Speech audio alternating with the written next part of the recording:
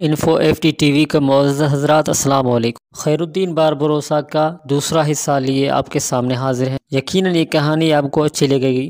دوسرا راہب جو یہیں کا رہنے والا ہے، جس کا نام میں بطروش بتا چکا ہوں، یہ بھی اس کے ہمراہ تھا۔ وہ بیچارہ جگہ جگہ کریا گھوما، لیکن اپنی ماں اور بہن کو تلاش نہیں کر سکا۔ اب اس کی بدبختی یہ کہ یہ نہ اپنے دادا کے پاس قیام کر سکتا ہے، نہ اسے مل سکتا ہے، نہ اس کے پاس ٹھہر سکتا ہے، اس لیے کہ اس کے دادا نے اس سے کہہ دیا ہے کہ جب تک یہ اپنی ماں اور بہن کو تلاش نہیں کرتا، اپنی شکل اسے نہ دکھائے۔ اس نے یہ بھی کہہ دیا ہے کہ اگر وہ اپنی ماں اور بہن کو ڈھونڈے بنا اس کے پاس گیا تو وہ لوہا گرم کر کے اسے داغ دے گا۔ اس بنا پر شاید یہ 1-2 روز مزید راہبوں کی خانقاہوں میں ہی قیام کرے گا، پھر افریقہ لوٹ جائے گا۔ یہ نوجوان، جس کا نام حسن کرسو بتا چکا ہوں، 2 مقاصد لے کر ہسپانیہ میں داخل ہوا تھا۔ پہلا یہ کہ اپنی ماں اور بہن کی تلاش کرے، جس میں یہ ناکام رہا ہے۔ میرا اپنا اندازہ ہے کہ گزشتہ برسوں میں ترکوں اور بربروں کے جو جہاز یہاں سے کچھ مسلمانوں کو نکال کر لے گئے تھے، ان میں شاید اس کی ماں اور بہن بھی نکل گئی ہوں گی، اور ان لوگوں کو ترکوں نے لے جا کے رومانیہ، بوسنیا اور بلغاریہ میں بسا دیا ہے۔ دوسرا اہم کام جس کے لیے یہ ہسپانیہ میں داخل ہوا ہے، اس کی تفصیل وہ خود ہی آپ سے کہے گا۔ میرے خیال میں ہمیں اب ان دونوں کے پاس چلنا چاہیے۔ مغیرہ بن کعب اور سعد بن سلامہ دونوں نے ابن زبیر کی اس تجویز سے اتفاق کیا، پھر تینوں اٹھ کھڑے ہوئے۔ تھوڑی دیر میں وہ مہمان خانے میں داخل ہو رہے تھے۔ اس وقت مہمان خانے میں بطروش اور حسن کرسو نام کا نوجوان، جس کا نام ایک راہب کی حیثیت سے لسان کو تھا، دونوں کسی موضوع پر گفتگو کر رہے تھے۔ وہ تینوں جب اس کمرے میں داخل ہوئے تو دونوں اپنی جگہ پر اٹھ کھڑے ہوئے، ان کا استقبال کیا۔ کعب بن عامر اور سعد بن سلامہ نے آگے بڑھ کر بڑے پرجوش انداز میں ان سے مصافحہ کیا۔ جب سب نشستوں پر بیٹھ گئے، تب کعب بن عامر نے حسن کرسو کو مخاطب کر کے کہنا شروع کیا: میرے عزیز، تیری حیثیت تیری عمر کو دیکھتے ہوئے میرے بیٹے جیسی ہے، اس لیے کہ تیری ہی عمر کا میرا ایک بیٹا بھی ہے، جس کا نام مغیرہ بن کعب ہے۔ تمہارے متعلق مجھے ابن زبیر تفصیل سے بتا چکا ہے۔ سب سے پہلے مجھے اس بات کا دکھ اور غم ہے کہ جب تم لوگوں نے غرناطہ کو چھوڑا تو تمہاری ماں اور بہن تم سے بچھڑ گئیں۔ دوسرا صدمہ اور دکھ مجھے یہ بھی ہے کہ تمہارے دادا نے اس وقت تک تم سے ملنے سے انکار کر دیا جب تک تم اپنی ماں اور بہن کو تلاش نہیں کر لے۔ تمہاری ذات کی تیسری جوہد کی مجھے خوشی بھی ہے کہ تم غرناطہ سے نکلنے کے بعد اپنے دادا کے پاس نہیں ٹھہرے، بلکہ اپنی زندگی کو متحرک کرنے کے لیے خیر الدین باربروسا سے جا ملے۔ میرے عزیز بیٹے، اس سلسلے میں تمہیں مبارکباد پیش کرتا ہوں کہ تم نے اپنے مستقبل کے لیے ایک بہترین راستے کا انتخاب کیا۔ جہاں تک خیر الدین کا تعلق ہے، اس کا نام ہم نے ضرور سنا ہے، لیکن ہم یہ نہیں جانتے ہیں کہ اس کے کیا عزائم ہیں۔ اگر تم برا نہ مانو تو ہمیں اس کی خاندانی پس منظر اور سمندر کے اندر اس کے عزائم کے متعلق آگاہ کرو۔ وہ کیا کرنا چاہتا ہے، کیا عزائم رکھتا ہے جس کے تحت وہ سمندر کے اندر کوئی انقلاب برپا کرنے کا خواہش مند ہے؟ اگر تم کوئی تفصیل بتاؤ تو نہ صرف یہ کہ ہمارے علم میں اضافہ ہوگا، بلکہ یہاں کے رہنے والوں کو ایک طرح کی آسودگی بھی ہوگی کہ سمندر کے اندر مسلمانوں کی ایک قوت دشمن کا مقابلہ کرنے کے لیے سر ابھار رہی ہے۔ کعب بن عامر تھوڑی دیر خاموش رہنے کے بعد اپنے سلسلہ کلام کو پھر آگے بڑھا رہا تھا۔ ماضی میں ایک بحری قوت نے ہسپانیہ کے بے بس مسلمانوں کی بڑی مدد کی تھی جو یہاں سے نکلنا چاہتے تھے، اور وہ ترک سلطان بایزید یلدرم کا امیر بحر کمال رئیس تھا۔ یہ کمال رئیس ہی تھا جس نے یہاں سے بہت سے بے گھر لوگوں کو نکالا۔ اس کے نکالے کچھ لوگ خوشحال افریقہ میں آباد ہو گئے، اور کچھ بلغاریہ، رومانیہ اور بوسنیا میں بسا دیے گئے۔ لیکن چونکہ تم باربروسا کے ساتھ کام کر رہے ہو، لہٰذا اس کے متعلق جاننا ہماری دلچسپی کا باعث ہوگا۔ کہتانی سردار کعب بن عامر جب تک بولتا رہا، حسن کرسو خاموشی سے سنتا رہا۔ جب کہتانی سردار خاموش ہوا تب اس نے کہنا شروع کیا: جیسا کہ میرے متعلق میرے محترم ابن زبیر آپ کو تفصیل بتا چکے ہیں، میں یقیناً 2 مقاصد کے لیے اپنی پرانی سرزمین میں داخل ہوا تھا۔ پہلا مقصد ماں اور باپ کو تلاش کرنا، جس میں ناکام رہا ہوں۔ دوسرا مقصد اس سے کہیں اعلیٰ اور بڑا ہے، جس میں میری ملت، میری قوم کا سکون اور وقار چھپا ہوا ہے۔ دوسرے مقصد کے لیے یوں جانے میں خیر الدین باربروسا کی طرف سے اس کا نمائندہ بن کر آیا ہوں، اور اس موقع پر میں آپ دونوں سے یہ گزارش کروں گا کہ وہ لوگ جو ہسپانیہ میں لٹے پٹے ہیں، جنہیں یہاں کے حکمران خصوصیت کے ساتھ راہب پادری اور ہسپانیہ کا بادشاہ چارلس پنجم زبردستی عیسائی بنانے میں مصروف ہیں، اور جو مذہب تبدیل نہیں کرنا چاہتے، پناہ کی تلاش میں ہیں، ان سے آپ رابطہ کریں۔ اس سلسلے میں میرا یہ ساتھی راہب بطروش آپ سے رابطے میں رہے گا۔ اس کے ساتھ دریائے فردیش کے کنارے کی راہبوں کی خانقاہوں میں جو ساتھی رہتے ہیں، الحمدللہ وہ سب مسلمان ہیں، وہ آپ کے لیے کام کریں گے۔ جہاں جہاں مسلمان پھنسے ہوئے ہوں گے ان کی نشاندہی کریں گے اور انہیں البشارات لانے کی کوشش کریں گے۔ اس سلسلے میں آپ دونوں کا تعاون ہمارے لیے تقویت کا باعث ہوگا۔ یہاں سے نکلنے والے لوگ صرف چند ساعتیں آپ کی ان وادیوں میں قیام کریں گے، اس کے بعد انہیں ساحل سمندر پر جو مسلمان مچھروں کی جھوپڑیاں نما بستیاں ہیں ان میں منتقل کر دیا جائے گا۔ وہاں سے ہم انہیں نکال کر محفوظ مقامات تک پہنچاتے رہیں گے۔ میرے خیال میں اس سلسلے میں آپ ہم سے ضرور تعاون کریں گے۔ حسن کرسو کے ان الفاظ کے جواب میں اس بار قحطانی سردار کعب بن عامر کے بجائے ادنانی سردار سعد بن سلامہ بڑی عاجزی کا مظاہرہ کرتے ہوئے کہہ رہا تھا کہ عزیز بیٹے، یہ تم کس قسم کی گفتگو کر رہے ہو؟ جس کام کے سلسلے میں تم ہم سے تعاون چاہتے ہو، یاد رکھو ہم پورا تعاون کریں گے، بلکہ جو لوگ اس طرف آئیں گے ان کی مالی مدد بھی کریں گے اور انہیں بڑی رازداری کے ساتھ ساحل پر مچھروں کی بستی میں پہنچانے کا بندوبست بھی کریں گے۔ اس سلسلے میں ہم دریائے فردیش کے اپنے مسلمان راہبوں سے بھی تعاون کریں گے۔ میں سمجھتا ہوں کہ یہ مسلمان عیسائی راہبوں کی بھیس میں بھی مسلم قوم کی بہترین خدمات سر انجام دے رہے ہیں۔ سعد بن سلامہ رکا، پھر اچانک وہ اداس اور افسردہ ہو گیا۔ اس کے بعد دوبارہ کہہ رہا تھا کہ بچے، اس علاقوں میں کبھی ہماری حکومت تھی اور ہمارے شہر، ہمارے قصبے مصور کے اوراق کے جمال جیسے، لیکن اب ان سرزمینوں کے دور دریچے، ہولناک خوابگاہ، باغ باغیچے، علم خیز عذابوں کا منظر پیش کر در و بام کی تزئین دیمک زدہ ہو چکی ہے، اور اس میں کسی اور کا قصور نہیں، ہماری اپنی کوتاہیاں اور غلطیاں ہیں، اس لیے کہ ہم نے اپنے لیے جاہل اور غلط حکمرانوں کا انتخاب کیا جو اپنی خواہشوں کی پیروی اور تکمیل میں ڈوبے رہے اور قوم و ملت کے جسد خاکی سے محبت، صداقت، یگانگت، مفاہمت، قوت اور یکجہتی نکال کر اس کی جگہ ندامتوں کا دھواں اور ہوس کی دھند بھرتے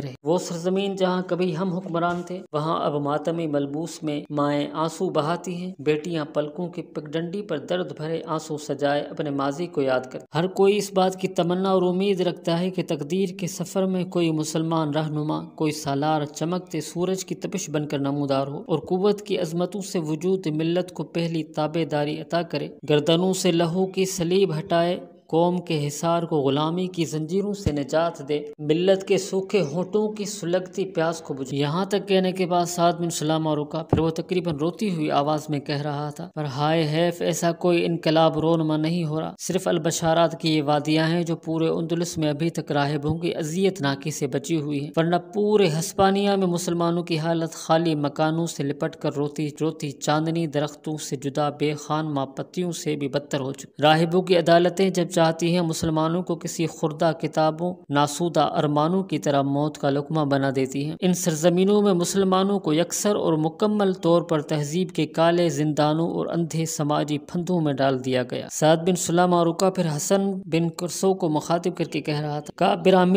عامر تم سے خیر الدین باربروسا کے متعلق تفصیل جاننے کے لیے کہہ چکا ہے، اب میں بھی تم سے گزارش کرتا ہوں کہ تم چونکہ باربروسا کے ایک سرکردہ ساتھی کی حیثیت سے گروہ میں شامل ہو چکے ہو، لہٰذا ہمیں اس کے متعلق تفصیل سے بتاؤ۔ چھوٹا راہب لسان کو، جس کا اصل نام حسن کرسو تھا اور جو ایک پکا اور کٹر مسلمان تھا اور باربروسا کے سرکردہ ساتھیوں میں سے ایک، کچھ دیر سوچتا رہا، پھر قحطانی سردار کعب بن عامر اور ادنانی سردار سعد بن سلامہ کی طرف دیکھتے ہوئے وہ کہہ رہا تھا، میرے محترم سردار، خیر الدین باربروسا لزبس میں پیدا ہوا، اس کا اصل نام خضر تھا، اس کے باپ کا نام یعقوب ہے، جس کے 4 بیٹے، خیر الدین باربروسا کے 3 بھائی، 4 بھائیوں کے ناموں میں سے پہلے اسحاق، پھر عروج، پھر الیاس اور پھر خضر یعنی باربروسا آتے ہیں۔ جیسا کہ میں بتا چکا ہوں کہ اس کے 3 بھائی اور تھے جو ملاح کا پیشہ اختیار کیے ہوئے تھے۔ خیر الدین بچپن میں کمہار کی بھٹی پر کام کیا کرتا تھا۔ یہ وہ دور تھا جب یورپ والوں نے سارے سمندر کے اندر قزاقی کو اپنا پیشہ بنا رکھا تھا۔ اسی پیشے کے سرکردہ لوگوں نے خیر الدین باربروسا کے بھائی کو ایک بحری لڑائی میں مار ڈالا۔ اس کے بعد خیر الدین کے بڑے بھائی عروج نے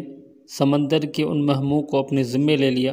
عروج ایک بہترین ملاح تھا، اس کی داڑھی شعلے کی طرح سرخ تھی، وہ بڑا فیاض طبع تھا۔ مختلف جزیروں میں وہ اسپانیوں سے برسر پیکار رہا۔ ان لڑائیوں میں پہلے اس کا ایک ہاتھ کٹ گیا، پھر وہ بحری قزاقوں اور ہسپانیوں سے جنگ کرتا ہوا مارا گیا۔ اس کے بعد سب سے چھوٹے بھائی یعنی خضر، جسے اب خیر الدین باربروسا کہتے ہیں، اپنے بھائی کی کشتیوں کا بیڑا سنبھالا اور اسی دلیری اور بے خوفی سے اس نے قزاقوں کا مقابلہ کرنے کے لیے مغرب کا رخ کیا، جس جرت مندی سے اس کا بھائی عروج کام کیا کرتا تھا۔ خیر الدین کے بھائی عروج کی داڑھی سرخ تھی، لہٰذا اس کے ساتھیوں نے اسے باربروسا کا خطاب دیا تھا۔ خیر الدین کی داڑھی بھی شعلے کی طرح سرخ تھی، لہٰذا اسے بھی ساتھیوں نے باربروسا کا ہی نام دیا ہے۔ جب سے باربروسا نے سمندر میں کمانداری سنبھالی، اس وقت سے افریقہ کی حالت عجیب و غریب ہے۔ وہاں بہت سے حکمران ہیں۔ تلمسان کا حکمران ایک شخص ابو ہمو ہے، وہ بھی باربروسا اور اس کے بھائیوں کے خلاف ہے۔ الجزائر کے جس حصے پر ہسپانیہ والوں نے قبضہ کر لیا وہاں ایک ہسپانوی سالار مونکیڈ ایک بہت بڑے لشکر کی کمانداری بھی کر رہا ہے، اور الجزائر کا وہ حصہ جس پر ہسپانیہ والوں کا قبضہ ہے یہ اس کا حکمران بھی ہے۔ اس کے علاوہ کوکو شہر کا حکمران ابن قاضی ہے، یہ بھی باربروسا اور اس کے بھائیوں کا بدترین دشمن ہے۔ الجزائر کے قریب ہی نیون نام کا ایک کافی بڑا جزیرہ ہے اور اس کے اندر ایک مضبوط اور مستحکم قلعہ ہے۔ یہاں ہسپانیہ والوں کا ایک بہت بڑا لشکر ہے، یہاں انہوں نے جنگی ساز و سامان بھی رکھا ہوا ہے۔ یہاں جو ہسپانیہ والوں کا بحری بیڑا اور لشکر ہے اس کا کماندار ایک شخص ڈان مارٹن ہے، یہ بھی ہمہ وقت مسلمانوں کے خلاف برسر پیکار رہتا ہے۔ باربروسا اور اس کے بھائیوں اور ساتھیوں کا سب سے بڑا دشمن تیونس کا مسلمان حکمران حسان ہے۔ ان کے علاوہ بھی کچھ لوگ ہیں جو ان کے مخالف ہیں۔ افریقہ میں اگر کوئی مسلمانوں کا حمایتی یا ہمارا حلیف ہے تو وہ صرف ایک شخص ہے۔ میں آپ لوگوں سے گزارش کروں گا کہ افریقہ میں کچھ انتہا درجے کے جنگجو قبائل ہیں، انہیں سورا کہا جاتا ہے۔ ان کے دو سردار ہیں، ایک کا نام عبدالعزیز اور دوسرے کا نام احمد بن قاضی ہے۔ یہ قبائل دو حصوں میں بٹے ہوئے ہیں، آدھا حصہ عبدالعزیز کی کمانداری میں ہے اور دوسرا آدھا حصہ احمد بن قاضی کا ساتھ دیتا ہے۔ جہاں تک احمد بن قاضی کا تعلق ہے تو یہ ہمارا بدترین مخالف ہے، ہمیشہ اس نے ہمارے مخالفوں کا ساتھ دیا، حتیٰ کہ باربروسا کے خلاف اس نے ہسپانیہ والوں کا بھی ساتھ دینے میں اپنے لیے کوئی ملامت محسوس نہیں کی۔ قبائل صغرا میں سے عبدالعزیز وہ جوان مرد سالار ہے جس نے ہر برے وقت میں نہ صرف ہمارا بلکہ ہر مسلمان قوت کا بہترین انداز میں ساتھ دیا۔ جب خیر الدین باربروسا نے اپنے بھائی عروج کے کام کو سنبھالا تو یوں جانو اس کی اور ہماری بدقسمتی کے شرسال اور تیونس شہروں میں ہمارے خلاف بغاوت اٹھ کھڑی ہوئی۔ کوکو شہر کا حاکم ابن قاضی اپنے حمایتی قبائلیوں کے ساتھ ہمارے خلاف ہو گیا۔ تلمسان کے حکمران ابو ہمون نے بھی ہمارے ساتھیوں پر حملہ کر دیا اور یوں الجزائر کے وہ علاقے جن پر ہمارا قبضہ تھا وہ ہم سے چھین لیے گئے۔ اب صورتحال یہ ہے کہ باربروسا اپنے ساتھیوں کے ساتھ مشرق کی طرف ہٹ گیا ہے اور اپنا ایک نمائندہ اس نے ترکی کے سلطان سلیم کی طرف روانہ کیا ہے تاکہ افریقہ کے اندر ہسپانیہ کے علاوہ جو ہسپانوی نواز اور مسلمان دشمن قوتیں ہیں ان سے نبرد آزما ہو کر نہ صرف یہ کہ ان سے مسلمانوں کی بربادی کا انتقام لیا جائے بلکہ انہیں زیر کر کے افریقہ کے ان علاقوں میں مسلمانوں کے تصرف کو مضبوط اور مستحکم بنایا جائے۔ اب دیکھیں ترک سلطان سلیم کی خدمت میں ہمارا نمائندہ کب حاضر ہوتا ہے اور سلطان سلیم کہاں تک ہماری مدد کرنے پر آمادہ ہوتا ہے۔ ان حالات میں میرے امیر خیر الدین باربروسا نے مجھے ہسپانیہ کی طرف بھیجا۔ میرا انتخاب اس لیے کیا گیا کہ میں یہاں کا باشندہ تھا، یہاں کے اکثر و بیشتر علاقوں سے آگاہی رکھتا ہوں۔ جس طور اور جس انداز میں ہسپانیہ کی سرزمینوں میں داخل ہوا ہوں اس کی تفصیل میرا ساتھی آپ لوگوں کو بتا چکا ہے۔ میں غرناطہ کے علاوہ دوسرے بڑے بڑے کلیساؤں اور خانقاہوں میں بھی جا چکا ہوں۔ مجھے چونکہ الجزائر کے سب سے بڑے بشپ اورلیوس کا بیٹا ظاہر کیا گیا اور اورلیوس وہاں قتل ہو چکا ہے، لہٰذا سب نے میری عزت کی بہترین پذیرائی کی۔ اب یہاں کے کلیسا اور راہبوں کی خانقاہیں ایک طرح سے مجھ سے شناسا ہو چکی ہیں، جو آنے والے دور میں میرے لیے ایک سود مند تجربہ حاصل ہو سکتا ہے۔ جس اہم کام کے لیے میں یہاں آیا ہوں اس کا اظہار بھی پہلے ہو چکا ہے۔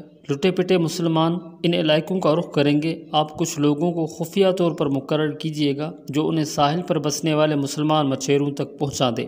ان سے ہمارا رابطہ رہے گا اور وہاں سے ہم مسلمانوں کو افریقہ کے محفوظ مقامات تک پہنچاتے رہیں گے۔ یہاں تک کہنے کے بعد حسن کرسو تھوڑی دیر تک خاموش رہا، اس کی گردن جھکی رہی، پھر وہ کسی قدر بھاری لرزتی اور دکھ بھری آواز میں کہہ رہا تھا کہ میری ملت کے محترم سردار، اندلس جو کبھی ہماری طاقت و قوت کی جولان گاہ تھی، وہاں وقت کے ظالم دھاروں کے غلاموں میں مسلمانوں کے ہونٹوں کا خوش رنگ تبسم ان کی روح کی حلاوت چھن چکی ہے۔ یہی حال اندلس میں مسلمانوں کا ہوا۔ مسلمانوں نے اجتماعی قوت بن کر رہنے کی بجائے اپنی قوت کو خاندانوں اور قبائل میں تقسیم کر کے اپنی کمزوری اور غلامی کو دعوت دی، اور جواب میں شمال سے نمودار ہونے والے دشمن چھوٹی چھوٹی ریاستوں کو متحد کرتے ہوئے انہیں اندلس سے نکالنے کی تدبیر کرتے رہے، لیکن مسلمان غفلت کی گہری نیند سوئے رہے۔ حسن کرسو کی اس گفتگو سے چرواہے منظر بن زبیر اور بڑے راہب بطروش کی حالت ہی نہ بری ہوئی تھی، بلکہ کہتانی سردار کعب بن عامر اور ادرانی سردار سعد بن سلامہ کی آنکھیں بھی نمناک ہو چکی۔ پھر کعب بن عامر حسن کرسو کو مخاطب کر کے کہنے لگا، حسن کرسو تم میرے بیٹے کی جگہ ہو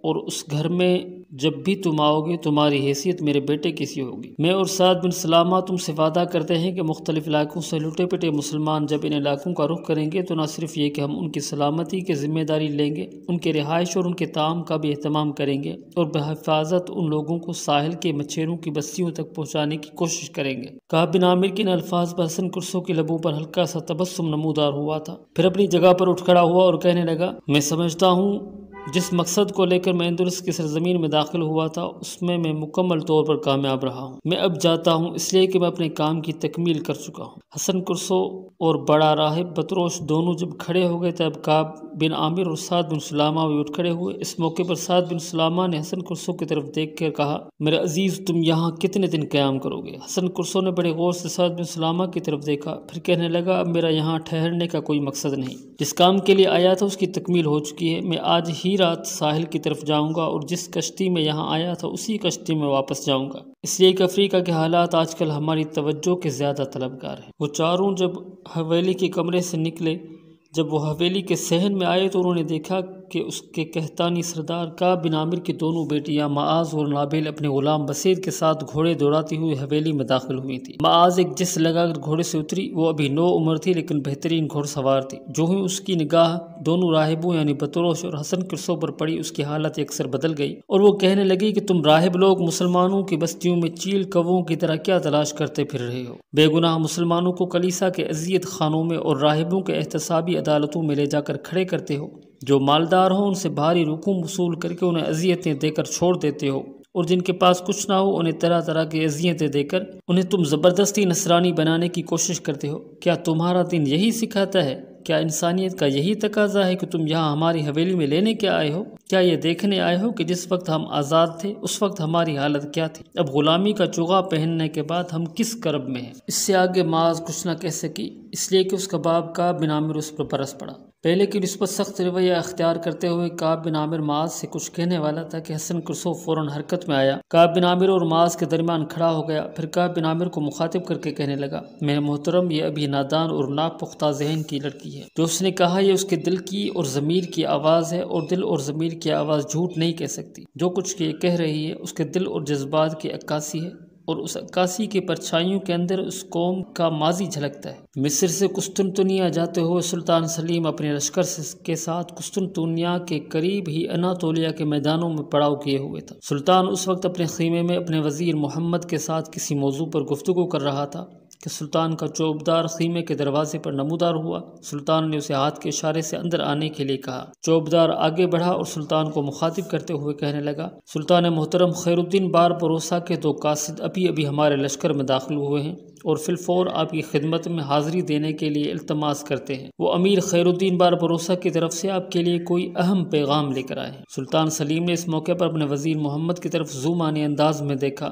پھر اپنے چوبدار کو مخاطب کر کے کہنے لگا، تم تھوڑی دیر خیمے سے باہر رکو، میں مشورہ کر کے تمہیں بتاتا ہوں۔ چوبدار باہر نکل گیا اور خیمے کے قریب ہی کھڑا ہو گیا۔ اس کے جانے کے بعد سلطان نے اپنے وزیر کو مخاطب کر کے کہنا شروع کر دیا، میرے عزیز، جو چوبدار نے کہا ہے میں نے بھی سنا اور تو نے بھی سن لیا۔ خیر الدین بار بروسا کا نام تمہارے لیے بھی اجنبی نہیں اور میرے لیے بھی اجنبی نہیں۔ اس کی اور اس کے بھائیوں کی سمندر کے اندر مسلمانوں کے لیے خدمات قابل تعریف ہیں۔ تمہارا اندازہ کیا کہتا ہے قاصد کس غرض سے میرے پاس آئے ہوں گے؟ محمد تھوڑی دیر سوچتا رہا، پھر عقیدت بھرے انداز میں سلطان سلیم کی طرف دیکھتے ہوئے کہنے لگا، سلطان محترم، اس میں کوئی شک نہیں کہ ماضی میں خیر الدین بار بروسا اور اس کے بھائی سمندر کی جان سوز سکوت میں بپھرتی گرتی کڑکتی برق کی طرح مسلمانوں کے دشمنوں پر حملہ آور ہوتے رہے۔ یورپ کے بڑے بڑے قزاقوں اور لٹیروں نے سمندر کے اندر ان کا مقابلہ کرنا چاہا، لیکن یہ عدم کا راستہ دکھاتی موت اور ہستوں کو نیست کرتے سوز کی طرح ان پر حملہ آور ہوتے رہے۔ مسلمانوں کے خلاف ان کی کوششوں کو ہمیشہ ناکام بناتے رہے۔ یہاں تک کہنے کے بعد محمد رکا، پھر اپنے سلسلہ کلام کو آگے بڑھا رہا تھا،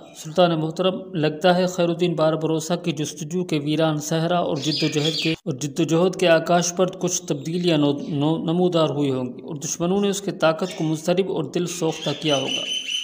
اس بنا پر اس نے اپنے ایلچی مدد کے لیے روانہ کیے ہوں گے۔ سلطان محترم، یہ میرا اندازہ ہے، بہرحال میں وثوق سے کچھ نہیں کہہ سکتا۔